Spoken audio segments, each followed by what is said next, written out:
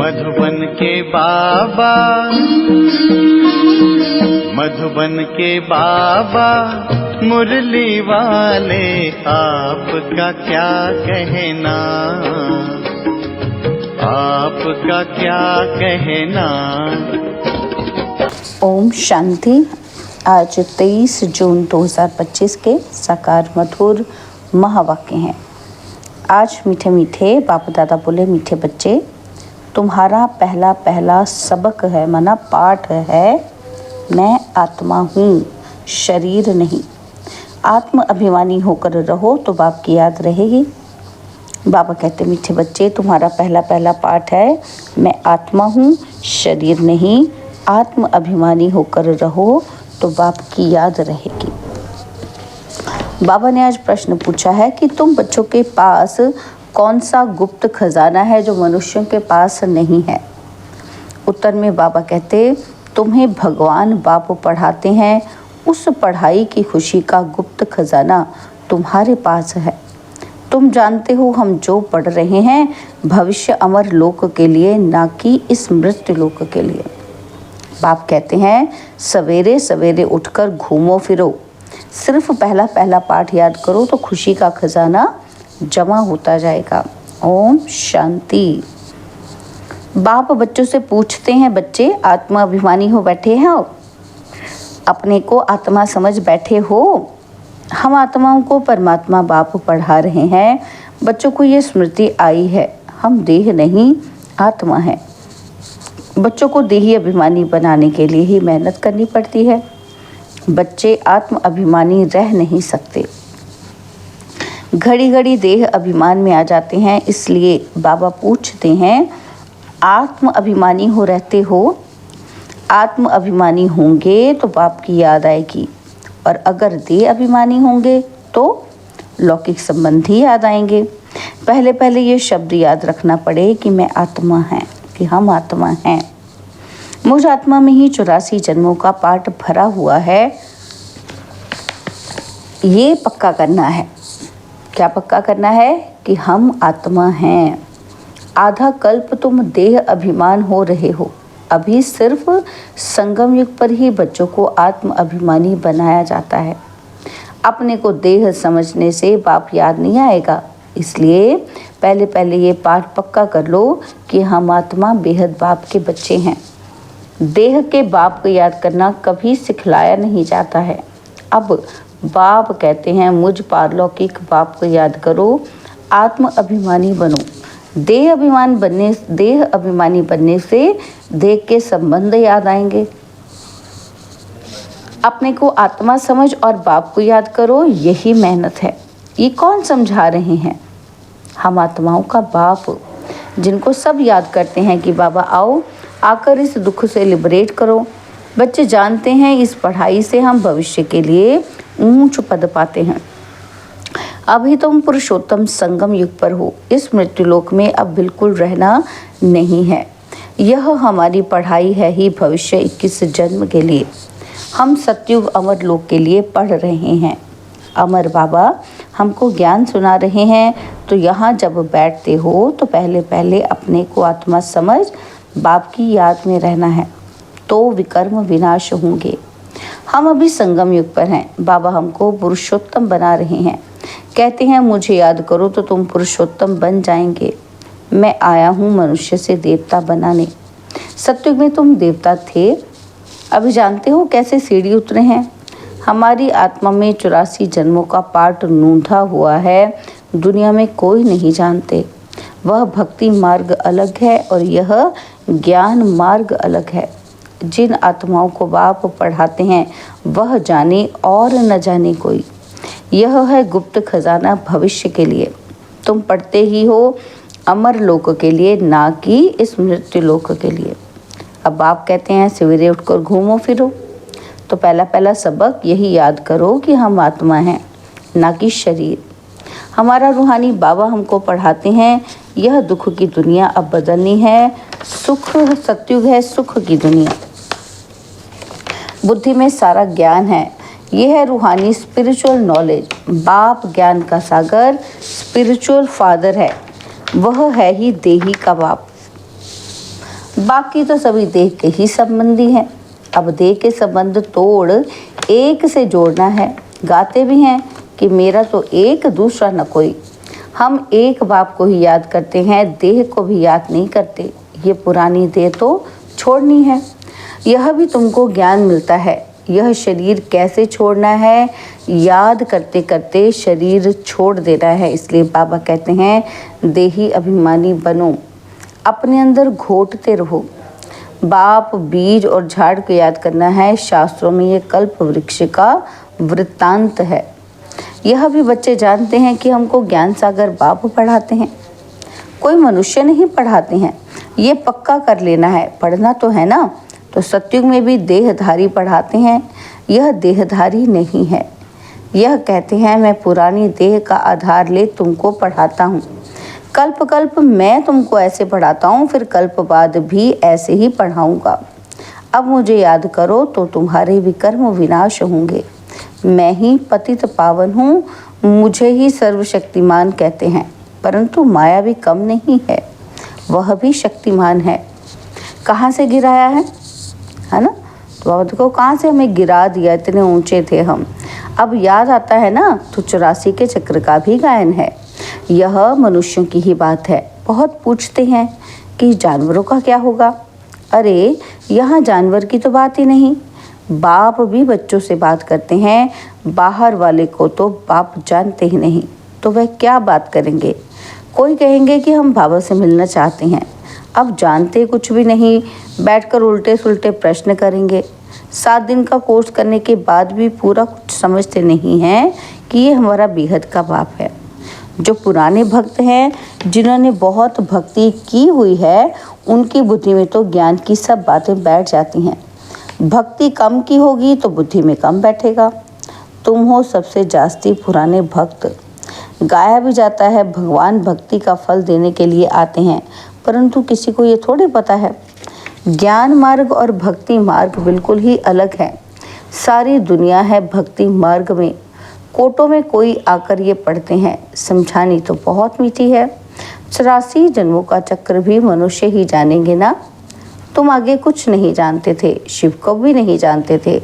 शिव के मंदिर कितने ढेर हैं, शिव की पूजा करते, जल डालते, शिवाय नमः करते। क्यों पूछते हैं, कुछ पता ही नहीं। लक्ष्मी नारायण की पूजा क्यों करते, वो कहाँ गए, कुछ भी पता नहीं। भारतवासी ही हैं जो अपने पूज्य को बिल्कुल जानते ही नहीं। क्रिश्चियन जानते हैं क्राइस्ट फलाने संवत में आया, आकर स्थापना की, लेकिन शिव बाबा को तो कोई भी नहीं जानते। पतित पावन भी शिव को ही कहते हैं, वही ऊंचते ऊंच है ना, तो उनकी सबसे जास्ती सेवा करते हैं। सर्व का सदगति दाता है। तुमको देखो कैसे पढ़ाते हैं, बाप को बुलाते भी हैं कि आकर पावन बनाओ। मंदिर में कितनी पूजा करते हैं, कितनी धूमधाम, कितना खर्चा करते हैं। श्रीनाथ के मंदिर में, जगन्नाथ के मंदिर में जाकर देखो, है तो एक ही जगन्नाथ, यानी जगत का नाथ। उसके पास चावल का हंडा चढ़ाते हैं। श्रीनाथ पर तो बहुत माल बनाते हैं। फर्क क्यों होता है, कारण तो चाहिए ना। श्रीनाथ को भी काला, जगन्नाथ को भी काला कर देते हैं, कारण तो कुछ भी नहीं समझते। जगत नाथ लक्ष्मी नारायण को ही कहते हैं या राधे कृष्ण को कहेंगे, बताओ। राधे कृष्ण और लक्ष्मी नारायण का संबंध क्या है, ये भी कोई नहीं जानते हैं। अभी तुम बच्चों को मालूम पड़ा है कि हम पूज्य देवता थे, फिर पुजारी बने हैं, चक्र लगाया। अभी फिर देवता बनने के लिए हम पढ़ते हैं। यह कोई मनुष्य नहीं पढ़ाते हैं, भगवानुवाच है। ज्ञान सागर भी भगवान को कहा जाता है। यहाँ तो भक्ति के सागर बहुत हैं, तो पतित पावन ज्ञान सागर बाप को याद करते हैं। तुम पतित बने, फिर पावन जरूर बनना है। यह है ही पतित दुनिया, ये स्वर्ग नहीं है। बैकुंठ कहाँ है, ये किसी को पता ही नहीं है। कहते हैं कि बैकुंठ गया तो फिर नर्क का भोजन आदि तुम उनको क्यों खिलाते हो, सत्तू में तो बहुत ही फल फूल आदि होते हैं। ये क्या है, यह है नर्क। अभी तुम जानते हो कि बाबा द्वारा हम स्वर्गवासी बनने का पुरुषार्थ कर रहे हैं। पतित से पावन बनना है। बाप ने युक्ति तो बताई है, कल्प कल्प बाप भी युक्ति बतलाते हैं। मुझे याद करो तो विकर्म विनाश होंगे। अभी तुम जानते हो कि हम पुरुषोत्तम संगम युग पर हैं। तुम ही कहते हो कि बाबा हम 5000 वर्ष पहले ये बने थे। तुम ही जानते हो कि कल्प कल्प ये अमरनाथ बाबा से सुनते हैं। शिव बाबा ही अमरनाथ है, बाकी ऐसे नहीं कि पार्वती को बैठ कथा सुनाते हैं। वह है भक्ति, ज्ञान और भक्ति को तुमने समझा है। ब्राह्मणों का दिन और फिर ब्राह्मणों की रात। पाप समझाते हैं, तुम ब्राह्मण हो ना। आदि देव भी ब्राह्मण ही था, देवता नहीं कहेंगे। आदि देव के पास भी जाते हैं तो देवियों के भी कितने नाम हैं। तुमने सर्विस की है तब तुम्हारा गायन है। भारत जो वॉइसलेस था वह फिर विशिष्ट बन जाता है। अभी रावण राज्य है ना, तो संगम युग पर तुम बच्चे अभी पुरुषोत्तम बनते हो। तुम्हारे पर बृहस्पति की दशा अविनाशी बैठती है, तब तुम अमरपुरी के मालिक बन जाते हो। बाप तुम्हें पढ़ा रहे हैं मनुष्य से देवता बनाने के लिए। स्वर्ग के मालिक बनने को बृहस्पति की दशा कहा जाता है। तुम स्वर्ग अमरपुरी में तो ज़रूर जाएंगे, बाकी पढ़ाई में दशाएं नीचे ऊपर होती रहती हैं, याद ही भूल जाती है। बाप ने कहा है मुझे याद करो, गीता में भी है भगवानुवाच, काम महाशत्रु है। पढ़ते भी हैं परंतु विकार को जीतते थोड़ी हैं। भगवान ने कब कहा भगवान ने ये सब? 5000 वर्ष हो गए। अब फिर भगवान कहते हैं काम महाशत्रु है, इस पर जीत पानी है। यह आदि मध्य अंत दुख देने वाला है। मुख्य है काम की बात, इस पर ही पतित कहा जाता है। अभी पता पड़ा है कि ये चक्र फिरता है, हम पतित बनते हैं और फिर बाप आकर पावन बनाते हैं ड्रामा के अनुसार। बाबा बार बार कहते हैं पहले पहले अल्फ की बात याद करो। श्रीमत पर चलने से ही तुम श्रेष्ठ बनेंगे, यह भी तुम समझते हो। तो हम पहले श्रेष्ठ थे, फिर भ्रष्ट बने और अब फिर श्रेष्ठ बनने का पुरुषार्थ कर रहे हैं। दैवी गुण धारण करना है, किसी को भी दुख नहीं देना है, सबको रास्ता बताते जाओ। बाप कहते हैं मुझे याद करो तो पाप कट जाए। पतित पावन तुम मुझे ही कहते हो ना, ये कोई को पता ही नहीं कि पतित पावन कैसे आकर पावन बनाते हैं। तो कल्प पहले भी बाप ने कहा था, क्या कहा था? मामिकम याद करो। यह योग अग्नि है जिससे पाप दग्ध होते हैं। खाद निकलने से आत्मा पवित्र बन जाती है। खाद सोने में ही डालते हैं, फिर जेवर भी ऐसा बनता है। अभी तुम बच्चों को बाप ने समझाया है कि आत्मा में कैसे खाद पड़ी है, उसको निकालना है। बाप का भी ड्रामा में पार्ट है जो तुम बच्चों को आकर देही अभिमानी बनाते हैं। पवित्र भी बनना है। तुम जानते हो सतयुग में हम वैष्णव थे, पवित्र गृहस्थ आश्रम था, और अभी हम पवित्र वन और विष्णुपुरी के मालिक बनते हैं। तुम डबल वैष्णव बनते हो। सच्चे सच्चे वैष्णव तुम हो। वह है विकारी वैष्णव धर्म के और तुम हो निर्विकारी वैष्णव धर्म के। अभी एक तो बाप को याद करते हो और नॉलेज जो बाप में है वह तुम धारण करते हो। तुम राजाओं का राजा बनते हो, वह राजाएं बनते हैं अल्पकाल एक जन्म के लिए, और तुम्हारी राजाई है 21 पीढ़ी अर्थात फुल एज पास करते हो। वहाँ कब अकाले मृत्यु नहीं होगा। कहाँ पर? सतयुग में ना।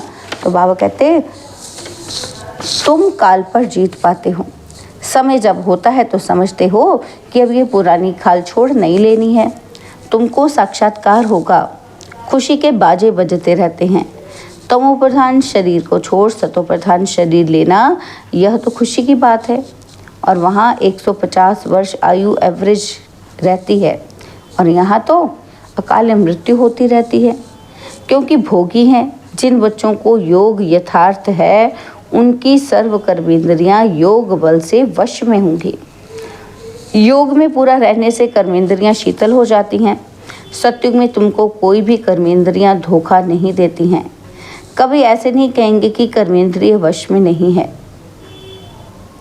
तुम बहुत ऊंच पद पाते हो। इनको कहा जाता है बृहस्पति की अविनाशी दशा। वृक्षपति मनुष्य सृष्टि का बीज रूप है बाप।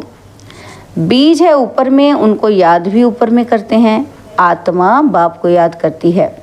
तुम बच्चे जानते हो बेहद का बाप हमको पढ़ाते हैं। वह आते ही एक बार हैं अमर कथा सुनाने। अमर कथा कहो, सत्यनारायण की कथा कहो, उस कथा का भी अर्थ नहीं समझते हैं। सत्यनारायण की कथा से नारायण बनते हैं और अमर कथा से तुम अमर बनते हो। बाबा हर एक बात क्लियर कर समझाते हैं। अच्छा, मीठे मीठे सिकिलदे बच्चों प्रति माता पिता बाप दादा का याद, प्यार और गुड मॉर्निंग। रूहानी बाप की रूहानी बच्चों को नमस्ते। हम रूहानी बच्चों की रूहानी बाप दादाजी को दिलवा जान सिखवा प्रेम से नमस्ते। ओम शांति। प्यारे बाबा, मीठे बाबा, मेरे बाबा, शुक्रिया बाबा, शुक्रिया बाबा, शुक्रिया। धारणा के लिए मुख्य सार क्या है? पहला पॉइंट है योग बल से अपनी सर्व कर्मेंद्रियों को वश में करना है। एक वृक्षपति बाप की याद में रहना है। सच्चा वैष्णव अर्थात पवित्र बनना है। और दूसरा, सवेरे उठकर पहला पाठ पक्का करना है। कौन सा? कि मैं आत्मा हूँ, शरीर नहीं। हमारा रूहानी बाबा हमको पढ़ाते हैं यह दुख की दुनिया अब बदलनी है। ऐसे बुद्धि में सारा ज्ञान सिमरन होता रहे। बाबा ने आज वरदान दिया, हर खजाने को कार्य में लगाकर पद्मों की कमाई जमा करने वाले पद्मा पदम भाग्यशाली भव। हर खजाने को कार्य में लगाकर पद्मों की कमाई जमा करने वाले पद्मा पदम भाग्यशाली भव। हर सेकंड पद्मों की कमाई जमा करने का वरदान ड्रामा में संगम के समय को मिला हुआ है। ऐसे वरदान को स्वयं प्रति जमा करो और औरों के प्रति दान करो। ऐसे ही संकल्प के खजाने को, ज्ञान के खजाने को और स्थूल धन रूपी खजाने को कार्य में लगाकर पद्मों की कमाई जमा करो। क्योंकि इस समय स्थूल धन भी ईश्वर अर्थ समर्पण करने से एक नया पैसा, एक नया रत्न समान वैल्यू का हो जाता है। एक पैसा किसके समान? एक रत्न के समान।